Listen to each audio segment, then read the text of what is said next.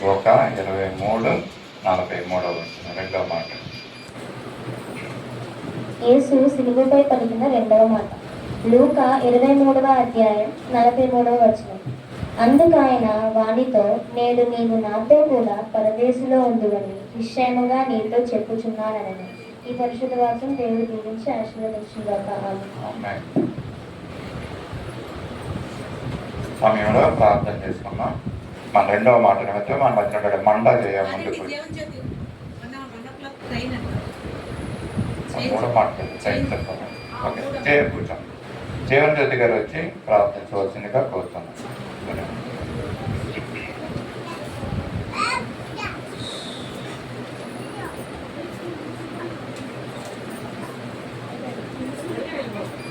రెండవ మాట నిమిత్తమే మేము ప్రార్థన చేసుకున్నాం.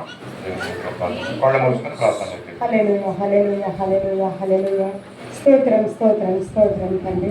పరిశుద్ధిగా ప్రేమ కలిగిన తండ్రి, కృప కలిగిన దేవా నీకే స్తుతి స్తోత్రాలు చెల్లించుకుంటున్నాం ప్రభా. ఇదిగో నా తండ్రి శుక్రవారం ప్రభా, మరి తండ్రి శ్రమదనములన్నీ కూడా ప్రభా బహు గొప్పగా జరిపించుకున్నందుకు వందనాలయ్యా. నా తండ్రి యేసయ్య మరి దినం తండ్రి మరి ప్రభ మీరు సిలువైన తండ్రి తండ్రి నేను రెండవ మాట మాట్లాడుతుండగా ప్రభా తండ్రి నేను ఏమో ఏ బిడ్డ అయితే తండ్రి మాట చేపించడుగా ప్రభా తల్లి బిడ్డకి నోటి కూరగా ఉండి ప్రభా మీ పరిశుద్ధాత్మ దీవెనల బిడ్డకు అనుగ్రహించమని అడుగుతున్నాను ప్రభా.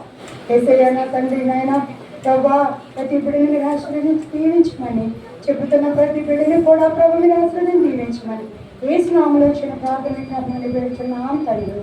ఆమేన్. సమయంలో ఈ రెండవ మాటని మన నీల్ కుమారి గారి ముందుకు వచ్చి మనకు వివరిస్తారు.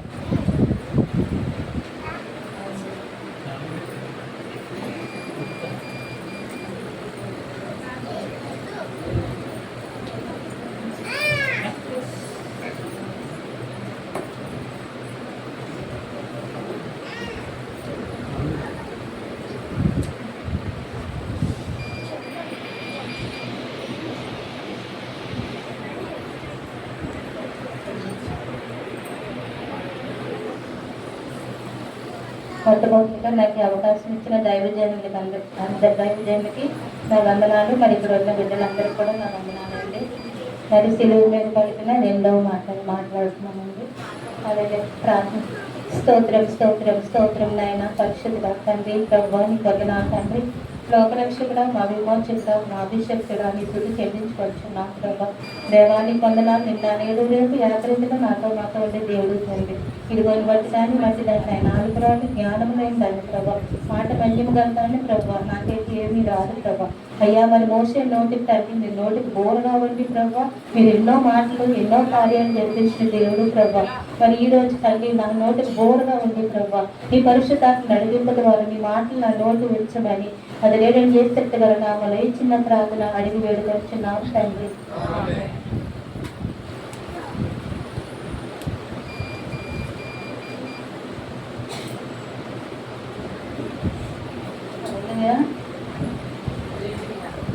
లూకా సువార్త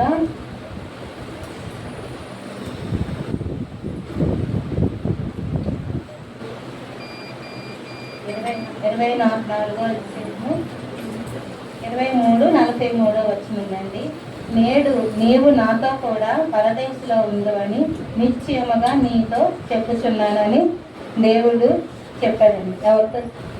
ఒక దొంగతో అండి యేసు ప్రభు దేవుడు ఆ దొంగ అడిగాడు అన్నమాట. రెండవ దొంగ అడిగినప్పుడు నేడు నీవు నాతో కూడా పరదేశంలో ఉండవని చెప్పాడు. ఆ మాట యేసు ప్రభు వెంటనే చెప్పాడు. దొంగ మరి మనం అనుకుంటామండి దొంగ వెంటనే పరదేశంలో చేరిపోతే మరి బాప్తీసాలు ఎందుకు, మరి ఉపవాసాలు ఎందుకు? అలాగైతే అందరూ కూడా చివరి వరకు తన ఇష్టానుసారం జీవించి ఇష్టానుసారముగా ఈ లోకంలో జీవించి వాళ్ళు ఎలాగైతే జీవించాలనుకున్నారో ఆ రీతిగానే జీవించి తులకి మరణించే టైంకి దేవుడు మరి బాప్తీసాలు తీసుకోవడం దేవుని యొద్దకి వస్తారండి. ఎందుకంటే మరి దొంగ పరదేశంలో చేరినప్పుడు మరి మేము కూడా మరి అందరూ కూడా అలాగ అనుకుంటారండి. దొంగ మరి అలా చెప్పినప్పుడు మరి యేసు ప్రభు ఒప్పుకున్నాడు. దేవుడు నాతో కూడా నువ్వు ఉంటావని చెప్పాడు. దొంగ మరి వెంటనే మరి మారు మనసు వచ్చిందండి. దేవుడు మరి సిలువలో ఉంటుండగానే వచ్చింది. దేవుడు మరి ఆ దొంగకి ఎలా మారు మనసు వచ్చింది అంటే మరి మొదటి మాటలో మనం చూసినట్టయితే, తండ్రి వీరేం చేస్తున్నారో వీరెవరిని గనక అని మరి దేవుడు మరి తను హింసిస్తున్న తన ప్రజలు ఎంతో మంది మరి హింసిస్తున్నారండి. తను హింసించినప్పుడు తను ప్రార్థన చేశాడనమాట. తండ్రి వీరేం చేస్తున్నారో వీరెరుగురు గనక వీరిని క్షమించమని దేవుడు ప్రార్థించినప్పుడు మరి నీతిమంతుల ప్రార్థన దేవుడు ఆలకిస్తాడని అన్నారు కదండి. మరి అట్టి రీతిగా మరి యేసుప్రభు నీతిమంతుడు, ఏ పాపము లేనివాడు, తన హృదయంలో ఏ కపటము లేనివాడు. ఆయన ప్రార్థన నిజంగానే ప్రేమిస్తాడండి. మనుషుల్లో అయితే ప్రేమ తన హృదయంలో వస్తుందో తెలీదు, లోపల ప్రేమించుకొని మనతో ప్రేమగా మాట్లాడతాడో తెలియదండి. కానీ దేవుడు ప్రార్థన చేస్తే నిజంగా ప్రార్థన చేసమాట. అందుకే ఆయన నీతిమంతుడు, పాపము లేనివాడు, పరిశుద్ధుడు అయిన ప్రార్థన చేస్తుండగానే అప్పుడు మొదలైందండి దొంగలో మార్పు. అప్పుడు మొదలైంది తన హృదయంలో కదిలింపు. అంటే మరి రెండో దొంగలో అట్టి రీతిగా మరి మొదలై అయితే ఇతను ఇన్ని శ్రమలు ఇంత పెడుతున్నా, ఇంతగా ఈయన్ని దూషిస్తున్నా, ఇంతగా ఇతన్ని గడ్డం తిరుగుతున్నారు, చేతులతో గుద్దుతున్నారు, మరి ఉమ్ము వేస్తున్నారు, వీపు పైన గుద్దుతున్నారు, మరి ఎన్నో మాట్లాడుతున్నారు. సిలువు మీద నుండి నువ్వు మూడు రోజుల మందిరాన్ని కట్టినవాడు, నువ్వు కట్టి దిగిరా, నువ్వు ఎలాంటివాడువో మేము ఇప్పుడు చూస్తాం, మేము నమ్ముతాం, నువ్వు రాజు కదా, రాజు అని చెప్పవు, మహారాజు అని చెప్పవు, నువ్వు ఇప్పుడు చెయ్యు అని వాళ్ళు అంత హింసిస్తున్న వారి కొరకు యేసు ప్రభు ప్రార్థన చేస్తున్నాడండి. తండ్రి వీరేమి చేయుచున్నారో వీరెరుగురు గనక క్షమించమని. నిజమే కదండి. మరి సిలువ త్యాగంలోని మరి వాళ్ళు ఒక పాత్రదారులని మరి నా జ్ఞానం బట్టి అనుకుంటున్నానండి. ఒక మంచివాడు పక్కన ఒక చెడ్డవాడు ఉంటే ఆ మంచివాడు విలువ మరి వస్తుందండి. మరి యేసుప్రభు నీతిమంతుడు, వీళ్ళు బందిపోటు దొంగలు, జ్ఞానం లేని వారు, భక్తిహీనులు కదండి. మరి అందుకనే దేవుడు నేను రాజునని చెప్పినా, నేను దేవుడినని చెప్పినా వీరు నమ్మలేదు అంటే వీరికి ఏమీ తెలియదు ప్రభు అనేసి దేవుడు తండ్రికి మరి ప్రార్థన చేస్తాడు. ఆ ప్రార్థన చేసినప్పుడు అప్పుడు కదిలింది అనమాట. మరి ఇద్దరు దొంగలు కూడా మత్తయి 27:44 చూస్తే ఆయనతో కూడా సిలువ వేయని వారు కూడా ఆయన్ను నిందించిరండి. మరి మార్కు సువార్తలోని కూడా 15:32 చూస్తే అప్పుడు కూడా ఆయనను సిలువలో వేలాడు యేసు ప్రభువును నిందిస్తూనే ఉన్నారండి. మరి నువ్వు ఆ విధంగా చెప్పావు కదా, నువ్వు మందిరానికి కడతానన్నావు కదా, మరి నువ్వు రక్షించుకొని మమ్మల్ని కూడా రక్షించమని అప్తరీతిగానే మరి ఇద్దరు దొంగలు కూడా నిందిస్తున్నారు, హేళన చేస్తున్నారు. ఆ కింద ఉన్న వారితో కూడా వీళ్ళు సిలువు వేయబడుతూ కూడా వీళ్ళు కూడా మాట్లాడుతున్నారండి. అదే రీతిగా మరి మాట్లాడినప్పుడు సిలువు కదండి. మరి లోకాసు సువార్తలోని మరి 39వ వచనం చూస్తే, సిలువు వేయబడిన ఆ నేరస్తులలో ఆయనను దూషించుచు నీవు క్రీస్తువు కదా, నిన్ను నీవు రక్షించుకొనుము, మమ్మను కూడా రక్షించమని చెప్పును. అయితే ఆ రెండవ వాడిని గద్దించి, నీవు అదే శిక్షా విధిలో ఉన్నావు గనుక దేవునికి భయపడవా అని అడిగాడు అనమాట. అయితే మరి మొదటి దొంగ సిలువలో వేలాడినా సరే ఆ నేరస్తుడు దూషించు, నీవు క్రీస్తువు కదా, నిన్ను రక్షించుకో, మమ్మల్ని కూడా రక్షించు. అది రిక్వెస్ట్ కాదండి, ఇంకా హేళన చేస్తుంది అనమాట. అంటే యేసుప్రభు రక్షించుకోలేడని, మరి ఆ సిలువ మీద నుంచి మరి చేయలేడని, ఏ కార్యం చేయలేడని ఇంకా ఆ బుద్ధితనముతో మరి ఆ మొదటి దొంగ ఇంకా హింసిస్తూనే నువ్వు రక్షించుకో, మమ్మల్ని కూడా రక్షించు అని అంటున్నాడు అనమాట. అప్పుడు రెండవ దొంగ అయితే వాడిని గద్దించి, నీవు అదే శిక్షా విధిలో ఉన్నావు గనక నీవు భయపడవా అని అడిగాడు. అంటే నీవు అదే శిక్షా విధిలో ఉన్నావు. అంటే మరి ఇద్దరు దొంగలు నేరం చేయబడిందని రుజువు అయిందండి. మరి యేసుప్రభు నేరం చేశాడని రుజువు అవ్వలేదండి. ఈ బందిపోటు దొంగలు రుజువైంది, వాళ్ళిద్దరూ నేరం చేశారని రుజువైంది. వారిద్దరి మధ్య సిలువు వేసు, అటొకలు ఇటొకలు సిలువు మీద వేలాడుతున్నమాట. అటువంటి సమయంలో కూడా తనకి ఎటువంటి తగ్గింపుతనం లేకుండా, ఎటువంటి మరి ఇంకా మరి తనలో ఇంకా మరి మారు మనసు మరి లేకుండా ఇంకా మరి ప్రభువుని హింసిస్తూనే మాటలతో హింసిస్తున్నాడండి. అయితే ఈ దొంగ ఎప్పుడైతే మరి నీవు అదే శిక్షలో ఉన్నావు కనుక దేవునికి భయపడవా అన్నప్పుడు, మరి ఆ రెండవ దొంగలో నీవు భయపడవా అనేసి మరి మొదటి దొంగలు అన్నాడంటే, రెండవ దొంగలు భయం పుట్టిందనే కదండి. అంతే కదా, మనం పక్క మనిషిని నీకు రాదా అంటే నాకు వచ్చానే కొంచెం అది అనుకుంటారు. అలాగే నువ్వు భయపడవా అనేసి అన్నప్పుడు ఎప్పుడు వచ్చిందండి ఆ భయం? మొదట ప్రార్థన చేసినప్పుడు, ఎప్పుడైతే నేను క్షమించు తండ్రి అని తను ప్రార్థన చేసినప్పుడు తినలో ఒక భయం పుట్టిందండి. ఈయన ఒక రాజు అని, ఆయన మరి దేవుడని, ఈయనకు ఒక రాజ్యం ఉందని, ఆ రాజ్యంలో అక్కడ ప్రభు అండి. ఇప్పుడు మన రాజు మనకు ఒక రాజు మన తండ్రి అయితే మనకి దేనికి భయపడం కదండి. ఎందుకంటే ఆ రాజ్యంలో అక్కడికి మన ముందే మనకు ఒక ప్లేస్ కూడా మనకి ఏర్పాటు చేస్తాడు. ఎందుకంటే మన తండ్రి ఇదిగో నా బిడ్డ ఇక్కడికి వస్తుంది, మరి నా బిడ్డ ప్లేస్ ఉండాలి అని ముందే మనకి ఏర్పాటు చేస్తాడండి. అట్టి రీతిగానే అప్పుడు ఈ రెండో దొంగ తనని నమ్ముతున్నాడు అనమాట. అయితే ఇతను ఒక రాజు, ఆ రాజుకి అక్కడ ఒక రాజ్యం ఉంది, ఆ రాజ్యంలో ఈయనే మహారాజు. అక్కడ వెళ్తే నాకు చోటు వస్తుందని నమ్మాడు అనమాట. మొదట నమ్మాడు అనమాట రెండవ దొంగ.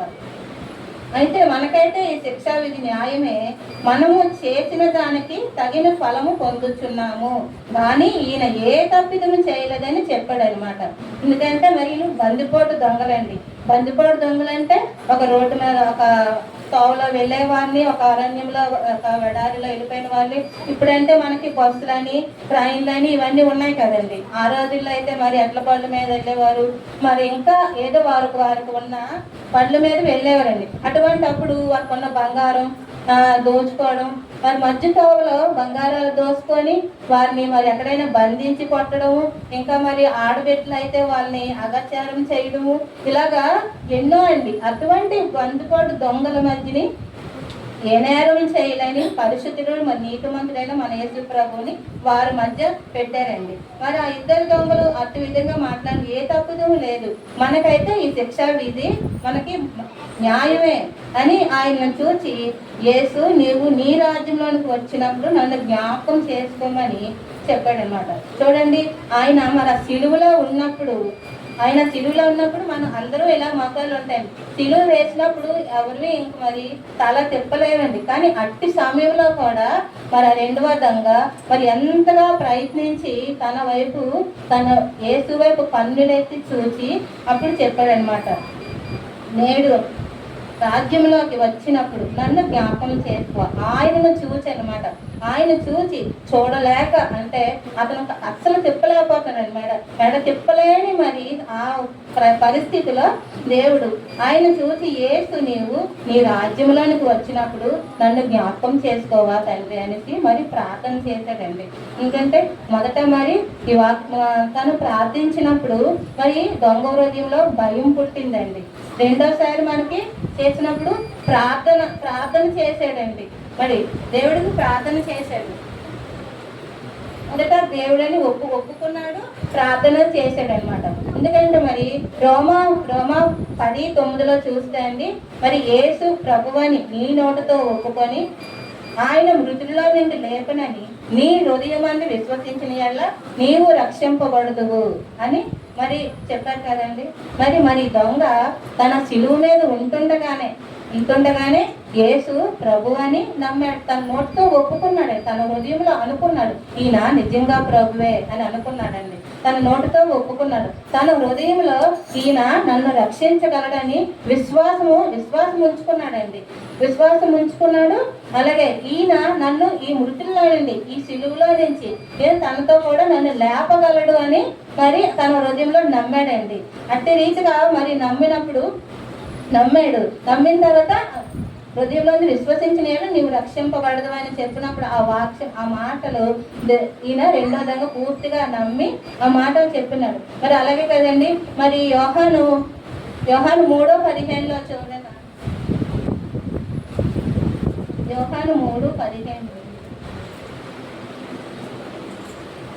యోహాను సువార్త అండి. యోహాను సువార్త 3:15.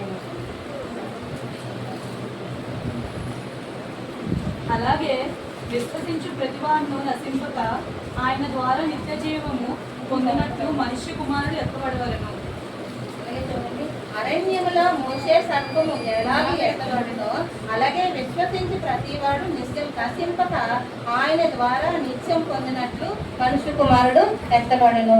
చూడండి, మరి మోసే గారు మరి అరణ్యంలో ఉన్నప్పుడు మరి వీళ్ళకి అనేక తెగుళ్ళు మరి వస్తున్నాయి, మరి సర్పాలతో మరి చచ్చిపోతున్నారు అనేసి అన్నప్పుడు దేవుడు చెప్తాడు అనమాట. యెహోవా దేవుడు చెప్తాడు, ఇక్కడ ఒక సర్పము పెట్టించు, ఆ సర్పమును చూసిన వారు బ్రతుకుతారని అంటారు కదండి. మరి మోసే మరి ఆ సర్పం పెట్టినప్పుడు ఆ సర్పం వైపు నిదానించి చూసిన వారు మరి బ్రతికారండి.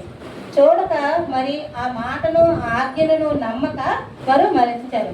అదేంటి, ఇత్తడి సర్పం వలె పైకెత్తబడినావు, నిన్ను చూసిన వారు ఆనాడు బ్రతికారు, సిలువలో వేలాడిన నీ జనులు నీ సిలువకు చేరిన నిత్య జీవం పొందుదని మాటలు కదండి. అట్టి రీతిగా మరి మోసే మరి ఆ విధంగా మరి చేసినప్పుడు ఆ సర్పాన్ని ఎత్తిన వాడు మరి నిదానించి చూసిన వారు మరి సిలువని చూసిన వారు. ఇప్పుడు అంటే మరి సిలువుని వైపు యేసు ప్రభుని నమ్మి మరి ఆయన్ని నమ్మాలండి. నమ్మి మరి ఆయన మనల్ని వృద్ధుల్లో నుండి లేపగలిగే దేవుడని విశ్వాసం ఉంచుకొని మరి ఆయన మరి నమ్మి బాప్తీసం పొందాలండి.